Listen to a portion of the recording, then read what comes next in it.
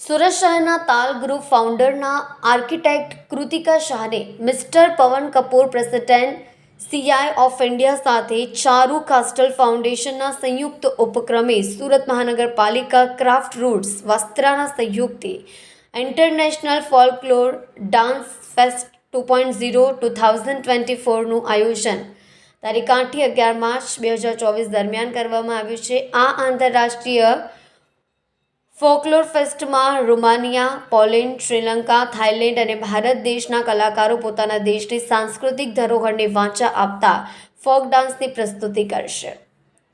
સ્વચ્છતામાં number 1 પ્રાપ્ત કરનાર સુરત શહેર માટે વધુ આનંદ અને ગૌરવની વાત એ છે કે આવા સમયે તાલ ગ્રુપ દ્વારા આ બીજા આંતરરાષ્ટ્રીય ફોક ફેસ્ટનું ગુજરાત રાજ્યમાં અલગ અલગ સ્થળે આયોજન થઈ રહ્યું છે। વિશેષ વાત એ છે કે 5 દેશના ફોક ડાન્સ માણવાનો લાભો સુરતીજનોને વિના મૂલ્યે મળવાનો છે।